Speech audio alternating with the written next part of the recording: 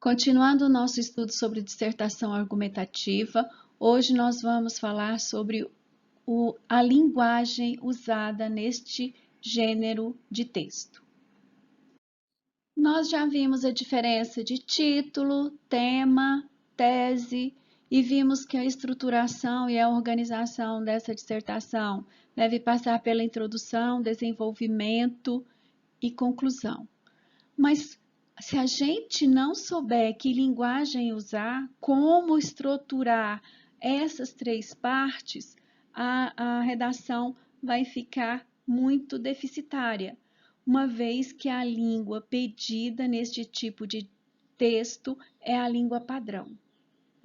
É uma linguagem que tem que ser voltada para o referencial, ela tem que ser objetiva, ela é científica, porque tem que ter comprovação, embora haja possibilidade de se usar recursos poéticos, linguísticos, mas tudo com regra.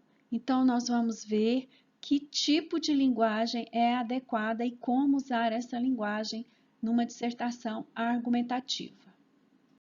Quando eu digo que a linguagem de uma dissertação argumentativa é voltada para o referencial, é porque este texto, a função primordial é informar sobre alguma coisa e dar argumentos sobre um ponto de vista. Então, eu parto de uma informação, isso é muito importante. Essa necessidade que o interlocutor tem de passar ao leitor desta informação para discutir os argumentos do seu ponto de vista tem que ser de maneira muito direta, objetiva e esclarecedora. As principais características desta função tudo que eu disser tem que ser voltado para o referencial. O que é o referencial? O tema. Aquilo que eu vou falar, o tema pedido na redação é o centro da redação. Tudo é voltado para esse tema, isso que é a função referencial. Normalmente, aí está escrito normalmente, mas é 99,99% do texto escrito em terceira pessoa, impessoalidade. E a estrutura das frases é melhor que seja em ordem direta, né? Sujeito, verbo e predicado, para evitar qualquer interpretação dúbia ou confusão com o discurso literário. Né? É possível usar uma função poética, emotiva num texto? Sim, mas o melhor que a gente faz é evitar. Então, escreva frases claras, objetivas, bem estruturadas, para o seu texto não ser confundido e não ser compreendido. A dissertação é um texto formal, informativo, científico. Por isso mesmo ele quebra os protocolos literários. Por quê? Não precisa e não deve usar a figura de linguagem e nem o valor conotativo, né, figurado das palavras. Eu vou sempre usar uma linguagem sóbria, séria, sem denotação, sem sentido figurado, sem sentido duplo, sem rodear. Né? Eu não preciso, assim como a narrativa tem necessidade de um tempo, eu vou contar uma história, eu preciso da progressão temporal. Na dissertação não existe isso também, né? Eu vou usar os verbos normalmente no presente para reiterar a minha opinião. Ao contrário da descrição, que usa período simples, eu vou usar na minha redação de dissertação argumentativa períodos compostos, porque eu vou sempre falar alguma coisa e na segunda parte da frase eu vou completar com uma informação ou com um argumento. Então, sempre vou usar períodos por subordinação. Para isso, eu vou precisar muito conhecer os conectivos da gramática. Então, a gramática dentro da dissertação argumentativa, ela tem um papel importantíssimo. Eu vou precisar saber, ser conhecedor da língua padrão para fazer uma dissertação bem feita.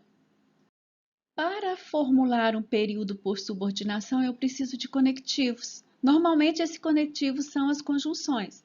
Eu posso usar advérbio e pronome, mas o carro-chefe da coesão de um texto são os conectivos que vão ligar as orações nos períodos por subordinação. Isso também a gente pode estudar mais a fundo quando a gente estiver fazendo prática de textos. Mas nós vamos ver só um exemplo aqui. Eu posso usar conectivos de tempo. Hoje choveu muito, por isso não quis sair de casa. O por isso é um conectivo. Então, existe conectivo para todo tipo de subordinação que eu quiser fazer um período. Existe para tempo, existe para semelhança, existe para hipótese, existe para adição, conclusão, causa, contradição. Existem para muitas coisas. A maioria deles a gente usa todas as vezes que vai escrever uma dissertação. Então, isto precisa ficar bem estudado, bem gravado, bem sabido, bem presente na sua cabeça na hora de estruturar os seus períodos com encadeamento de ideias. Se você não souber que conectivo usar na hora que você quiser fazer uma hipótese, na hora que você quiser concluir, na hora que você quiser explicar a causa de alguma coisa, você vai pecar no seu texto e o seu texto vai falhar na coesão. A coerência e a coesão vale 2 pontos na redação do Enem. Então, é melhor você ficar prático, né? Bem consciente de qual conectivo usar para não perder pontuação nesta parte do texto. Há pouco eu disse da importância do valor denotativo das palavras usadas na dissertação. Por que isso? Porque eu não posso usar palavras com duplo sentido para não deixar dúvidas para o meu leitor. Então, quando eu vou escolher as palavras que eu uso numa dissertação, eu tenho que seguir 3 critérios: de formalidade, de impessoalidade e de clareza. Vamos ver cada um deles como que funciona. É muito comum a gente encontrar pessoas que pensam que quando a gente usa a norma culta ou padrão da língua, a gente está falando difícil, está falando rebuscado. Isso não é verdade. A forma normal de se falar, de se escrever, é quando você tira do seu discurso, do seu texto, as marcas de oralidade, as coisas que são imprecisas, o senso comum e os erros de português. Isso que é falar de forma normal ou culta. Então, essas coisas não devem ter de maneira alguma no seu texto. Isso aqui é só alguns exemplos mais usados que a gente vê comumente nas redações. Por exemplo, marcas de oralidade, coisas que você fala na sua família, com seus amigos e que não são permitidas em uma dissertação argumentativa. Né? Pois é, de repente, a gente pegou mal, quebra galho. A gente não pode usar gíria numa dissertação. A dissertação é um texto que todas as pessoas vão ler, não são só as pessoas íntimas a você. Então, isso não é permitido. Agente não existe na gramática. O agente, ele veio para substituir nós. Então, quando você for usar agente, use nós. Outra coisa, termos imprecisos, quando você não sabe de o que está falando e aí você coloca termos genéricos que servem para qualquer explicação. Coisa, não use essa palavra, muito, nunca, alguns, quase, sempre. Isso é porque você não sabe especificar o que você quer dizer e aí você usa palavras generalizantes. Expressões clichês. O que são expressões clichês? Que todo mundo usa para qualquer coisa, então você também não pode usar isso. Você agora virou moda usar essa expressão, então não use. Antes de mais nada, porém não menos importante, caixinha de surpresa, diante do exposto, odiernamente virou moda, então fuja. Isso é clichê. Todo mundo acha que é bonito usar, mas não é. Então, você tem que fugir disso. Gerundismo. Gerundismo é quando você usa Três verbos em português. Não existe três verbos em português. Isso surgiu quando as pessoas começaram a traduzir o inglês ao pé da letra. O aluno vai estar pesquisando. Não existe isso. O aluno pesquisará ou estará pesquisando. Você vai estar fazendo, você fará. Não existe vai estar fazendo. Vai estar começando, você começará. Então, não use gerundismo, que é um erro gravíssimo, porque isso não existe na gramática. O que não existe na gramática não pode ser usado. E a última coisa, interlocução. Acabei de dizer, você não pode usar termos de oralidade, porque termos de oralidade você fala com pessoas informais, em ocasiões e lugares informais. Lá não é lugar para você se comunicar com o leitor. Amigo leitor, nunca se pode fazer isso. Você deve estar pensando, não. Você e eu achamos, você e eu somos brasileiros. Não fale com o leitor, você não tem permissão para isso. Então, interlocução também não é permitido no texto dissertativo. Então, tudo que estiver fora da gramática não pode ser usado. É isso que é usar a língua formal. Outra coisa que as pessoas confundem é impessoalidade com neutralidade. Quando eu escrevo um texto com impessoalidade, não quer dizer que eu seja neutro. Eu posso e devo dar a minha opinião sem, contudo, apresentar marcas de pessoalidade. Olha que interessante. É um texto feito para eu dar a minha opinião, mas eu não posso usar marcas de pessoalidade. Por isso que eu uso a terceira pessoa. Então, é o famoso eu acho, eu acredito, eu penso. Não existe isso. Não existe. Isso não pode aparecer no texto dissertativo argumentativo, porque ele é impessoal. E nós somos apenas estudantes, nós não somos formados em nada, nós ainda não temos o direito ou a autoridade de falar uma verdade absoluta. Então, nós não falamos isso. Eu. Eu acho que a pena de morte seja a solução contra a criminalidade. Acredito que investir em educação e diminuir a desigualdade social são as melhores saídas para a violência que assola o país. Ótima ideia expressa de maneira errônea. Tire o eu daí, tire o eu acredito. A pena de morte não é a solução contra a criminalidade. Investir em educação e na diminuição da desigualdade social são as melhores saídas contra a violência. Você disse a sua opinião sem manifestar o eu. É desse jeito que deve ser. A clareza. Só é claro quem conhece do assunto. Então, para você escrever uma dissertação clara, você tem que saber do que você está falando. Primeiro ponto é esse. Você tem que ser coerente, falar coisas que todo mundo entenda, dar progressão às ideias, não é ir no começo e no fim e voltar no meio.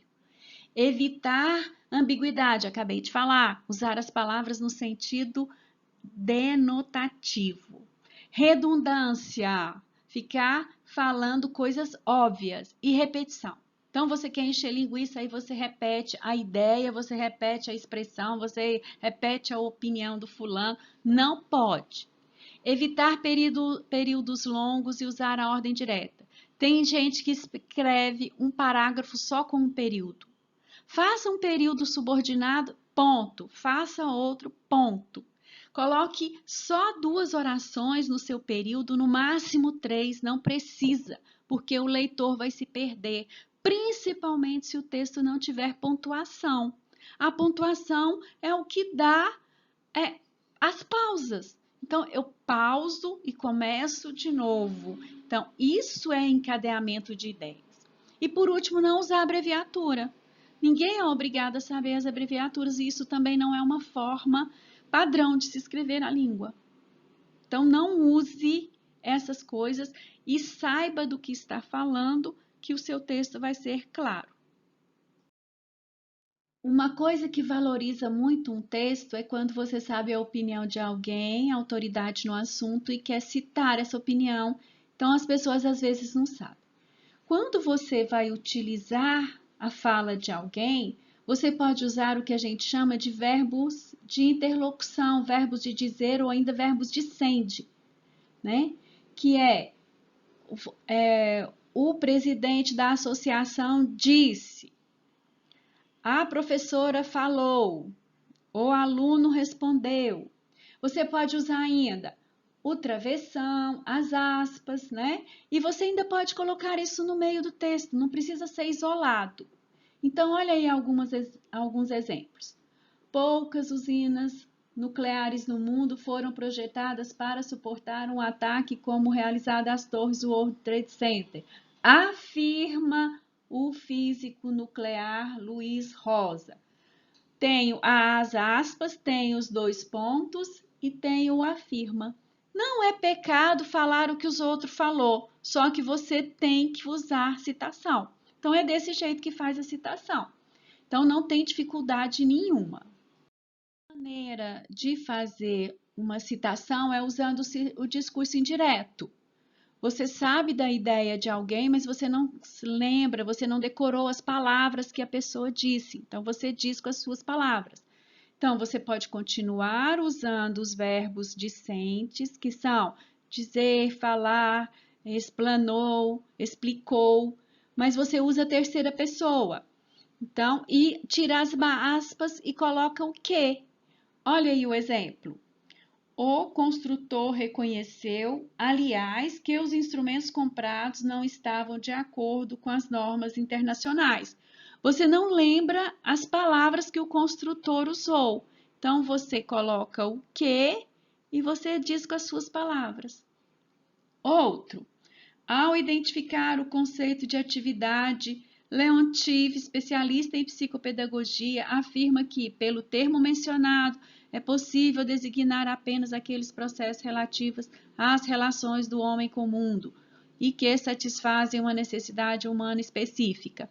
Você lembrar as palavras específicas desse psicopedagogo é difícil para você, mas você compreende a ideia. Então, você fala com as suas palavras o que ele idealizou. Então, é uma citação indireta isso. A modalização do discurso é uma dica que o autor do texto já dá para o leitor. Dependendo as pistas que você coloca na sua configuração sintática, né, na sua frase, o leitor já é possível compreender a mensagem que você quer passar. Por exemplo, é possível que chova em agosto, então ele compreendeu que isso é uma suposição. É necessário que chova em agosto. Eu compreendo que a pessoa quis dizer que precisa chover em agosto. Vai chover em agosto. Eu compreendo que a pessoa que está dizendo isso tem certeza. Ou se chover em agosto, eu estou compreendendo que a pessoa que usou essa frase, ela está impondo uma condição. Isso que é a modalização do discurso. É você dar uma pista do seu pensamento, da sua opinião para o leitor. Uma maneira bem interessante para deixar o texto mais objetivo é você ocultar o agente, o sujeito. Né? Ao invés de você dizer o prefeito precisa tomar decisões para coibir a criminalidade, você pode dizer apenas é preciso tomar decisões para coibir a criminalidade, porque você às vezes acha que isso não é função apenas do prefeito, ou você não quer se dirigir diretamente ao prefeito, por vários motivos você pode esconder o sujeito. Ou então usar um sujeito que é mais abrangente, né? Então eu não preciso usar o presidente da empresa, não, eu falo a diretoria. Eu não preciso falar o deputado tal, eu falo os deputados ou a Câmara. Então, esse método também é para você neutralizar um pouco o discurso e deixá-lo mais objetivo. Outra estratégia em relação ao sujeito é quando você usa sujeito indeterminado. porque às vezes é um assunto de conhecimento geral ou então que você não sabe a origem da informação, então você usa o aprende-se, acredita-se, fala-se, nota-se. Isso também é uma estratégia de neutralidade que pode ser usada na dissertação e é muito usada, inclusive. Já que o texto de uma dissertação argumentativa não pode ter pessoalidade, fuja das interjeições, porque elas são feitas justamente para expressarem emoções. Então, isso é uma coisa que deve ser evitada 100%. O ai, cuidado, credo, tudo que for manifestação pessoal sua está proibido. Inclusive, quando tem pessoas que gostam muito de usar os advérbios, infelizmente, comumente, dolorosamente, inegavelmente, para enfatizar o seu argumento. Isso não é uma boa coisa. Um advérbio dessa maneira pesa muito na sua dissertação, então é melhor você usar pouco e usar bem do que usar. Então, você deve centrar a sua dissertação argumentativa na sua tese, na sua argumentação, sem apelação. Não apele para os sentimentos do leitor e não expresse os seus sentimentos. Então, fuja das interjeições. Eu deixei esse por último e coloquei um asterisco porque eu quero chamar a atenção para uma coisa. Sujeito no plural, para generalizar. É aceitável eu falar eu? Não. É aceitável eu falar nós? Sim. Mas isso tem um peso muito grande na sua dissertação. Porque se todas as vezes você for usar nós, vai parecer no final do texto que você está falando com as pessoas lá da sua casa. Isso vai gerar uma certa intimidade, uma certa pessoalidade. O que eu recomendo e o que, como corretora do Enem, eu aconselho? Não use o nós. Não use. Use uma vez no início ou no final. Se você quer falar de problemas sociais no Brasil, você pode começar. Nós, brasileiros, ótimo! Acabou, não use mais. Não use. Portanto, concluímos. Para quê? Quem concluímos? Não, você que está concluindo, não inclua mais nada nisso. Então, use o nós apenas em situações muito especiais. Não use toda hora, não use mais de uma vez no seu texto. Não pode usar o eu, então evite o nós. É permitido? Sim, muitas pessoas acham que isso não é problema, mas quando você vai acostumando, você vai usando demais e isso traz uma certa pessoalidade ao texto. Então, por favor, evite para não acostumar, para não ficar viciado. Eu tenho dificuldade com eu, então eu vou usar nós. Não. Então, não use o nós também, tá bom? Por último, nada das regras e das dicas que foram dadas neste longo vídeo valerá se você não ler o seu texto na hora que você terminar a redação. Esta é a melhor dica para você saber se usou uma linguagem adequada, se o seu texto tem coesão, coerência, progressão de ideias. É quando você lê para você mesmo o seu texto. Não pode haver esta falha. Se você não ler o texto, você não terá a chance de corrigir alguma coisa que às vezes estava tão clara ali e você não viu na hora de escrever. Então, a leitura crítica feita depois da redação pronta é a principal coisa que você deve fazer antes de entregar uma redação.